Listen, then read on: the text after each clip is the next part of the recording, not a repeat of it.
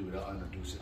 Mighty Mouse UFL on the YouTube. Y'all go subscribe to the station, man. Guns Down, Gloves Up, man. We out here, Coach Trahill, man. Give me a channel. Hey, man, you start lifestyles, promoting healthier lifestyles, man. Get up off of your ass and keep moving, man. Let's work. Let's get it, man. We're going to go over some catching drills today, man. And he's going to talk about the Cornelo fight and stuff like that, man. But right. You guys like these videos. We haven't done one in quite a while, honestly, man. But y'all seem to like these videos, man. Got a couple people that hit me up on the grams and stuff that ask when we're going to do another video and stuff like that, man. So I always try to press it, even though I've been grappling and stuff every night. I haven't really been doing a lot of boxing here lately and stuff, man. I still like to get out here once a week, man, make videos. Yeah, man, you know, I'm losing my buddy Mouse. He went from George Foreman to the Ultimate Warrior, you know what I mean? But yeah, we got a special one for you guys, catching and shooting, like he said, reference to Cornelo versus Bivol. Some of the best catching and shooting that I've ever seen. Even though Cornelo went up in weight, Bivol still handled his business. So we want to throw a drill at you guys to help you with your catching and shooting, your progression with learning how to catch and shooting, and the concept behind it. It's very important that you understand how to walk your opponent down, properly defending while landing your strikes and scoring your points. All right, so what we're going to do first is learning how to catch. We're going to catch that block, and we're going to throw a hook or a straight hand, depending on which punch we are blocking, all right? Progressively moving forward to not allow our opponent to get set or get any type of relief at all right? So Mouse, you line up with me here. For instance, the first strike, and I want you guys to understand this concept first, all right? When we throw that strike here for the block, he's going to catch this block and shoot with the same hand that he's blocking with. That boom, just like that there. What that's going to open up here is automatic counters. Each shot should be counterable, right? Not every shot is in succession is going to be able to counter with flurries. But as soon as you get to the situation to where you're walking your opponent down and you're catching the shot, you should be thinking, where's the opening to throw that shot from the hand that I'm blocking with? That is not the only option, but it is an option that works, walking down your opponent.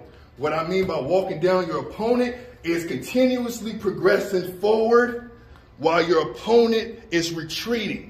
All right, so catching and shooting is allowing you to stay safe and keeping your aggression up. All right. So I want to say one thing. Like, so we're catching off of hooks right now, right? Mm-hmm. Everything we're catching off of hooks. We can also maybe show them how to catch the straight hand, the parry, excellent, and come back over. The parry is definitely a catch and shoot tactic. Yeah. It's a little bit more advanced. You have to see the shot crispy because you're really only parrying the jab or the straight right hand. That's going to be a lot faster than the hook itself. Right. All right. So let's go over this drill and then we'll jump into the parrying. All right. We're going to go just a couple shots. I want you to see his forward progression coming from the lead leg as he's throwing the shot. All right, so here, boom, tap. Good. Now, that step forward is allowing him to get closer into me, especially being a shorter fighter. As soon as he gets into my range here, I'm in danger mode.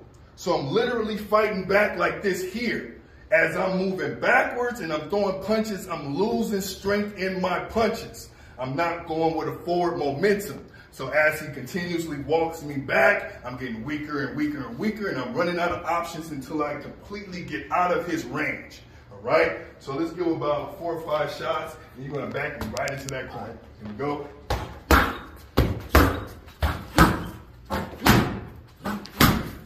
Whoa. Now, once I get here, there's no way for me to go. All right? I done ate a couple shots trying to deliver shots of my own, all right? Those were hooks. Let's throw the shot to the face, and he's going to come back with a straight hand, all right? Here we go. Oh, boom. That's my fault. Good, good. Now, that is a catch and shoot as well. The shot is not a hook. The shot is a straight hand. Same concept, all right? Let's give him 3 or 4. Let's back him down. Boom. Once I'm here, there's no way to go. Forward progression, catching and shooting is going to keep your opponent on panic mode, all right? Now, the parry. This is one of my favorite things in boxing, especially when you get offset stances, like orthodox versus southpaw. Being a southpaw and being right-handed, I have an advantage to the parry, all right? So if you're gonna throw that jab, boom, I just parried his weak hand with my strong hand, all right? So it's an advantage there. Well, my strong hand is really not compared to his weak hand. He's mouse, right? But still, that concept, right? You can use that to your advantage. So if the parry's not working here, you can switch and parry here if you're comfortable with both sides.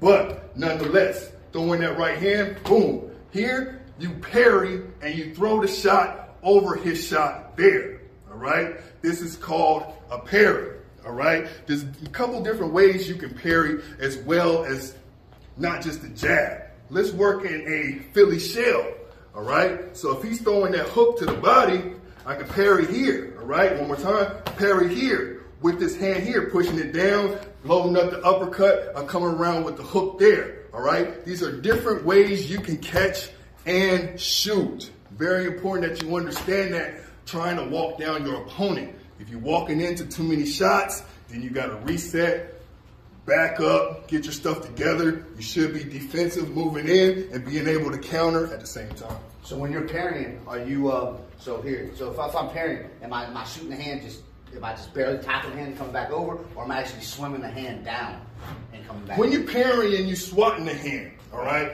You got to imagine that hand's got to be overactive and out of the way. So when we're swim motioning here, right, this hand is coming right over the top. Bam, all right? I've just seen different people. I just want to make that clear. Yeah, a lot of people will hit you with a lot of the swim tactics and stuff like that. They'll swim the hand out of the way, and that does set you up for that overhand from the other hand. Yes, and I don't like to teach dangerous stuff. So when you swim motion and you throwing something else at the same time with the swim motion, I can't say it's wrong if it works. But to be safe, throwing that jab, I parry like that and come in automatically, right? Worst case scenario, you take a little bit of the shot down here instead of to the chin. But the concept is his shot wasn't a clean shot and my shot was a clean shot. So it was me scoring versus him not scoring. Now, the swim motion, there's places for this, all right? Especially when you're safe, all right? So if the opponent's in the corner and he's throwing a hook out, and you taking that hook completely out of the equation with a swim motion and stopping his progression, all right? So say, for instance, Mouse, you're going to get in the corner here. You're forcing yourself out of the corner with a series of hooks, all right? The hooks are coming like this to get out of the corner, all right? Go ahead. The other way, other hand. Go ahead. Boom, boom, boom, all right? As soon as I move around, he's coming with that straight hand, all right? So for instance, if I use a swim move, throw that first hook here, all right? I'm safer than just catching it in the middle of the ring. The swim move is taking the hook out of the equation, all right? I have to react with something because his next reaction is to use his free hand. It's dangerous, but there's a place for it. So coaches, teach your fighters accordingly. There's a place for it and there's a place not for it. Try to be as safe as possible. All right, what about, go back over here. All right, so instead of catching and shooting, can we show them another, like a little parry coming off of this hand and coming back down? Of course. So if you're throwing, I'm just trying to give you guys a couple little variations while we're talking about this stuff like that.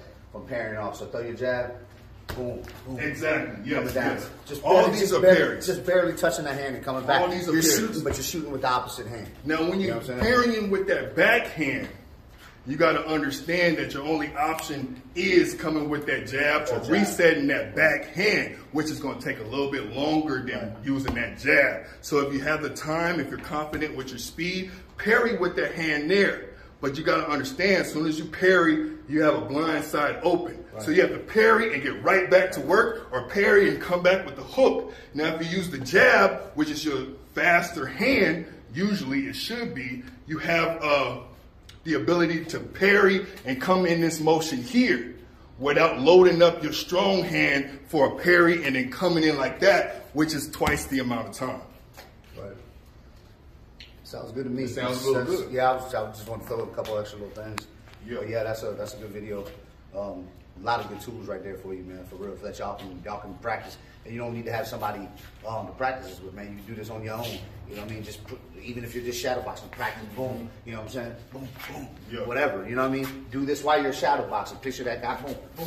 Yeah. You know what I mean? Picture him, you know, in front of you. These are all things that you can do while you're shadow boxing, man. Shadow boxing, doing this while you're shadow boxing will make you better. And even on a heavy bag, man, not only just the shadow boxing, if you're in there just aimlessly hitting the heavy bag, I say that all the time. Let's get some orchestration down. Yeah. Throw the block and throw the shot. Yeah. Have a partner throw the shot to the body to where you can turn and catch and shoot onto the bag. Right. The more you're familiar with it, the more automatic it's going to be in the ring. It's a valuable tool, especially when you're dominant over your opponent and you're walking them down, not allowing them to get situated, all right? Taking everything from them before they get started.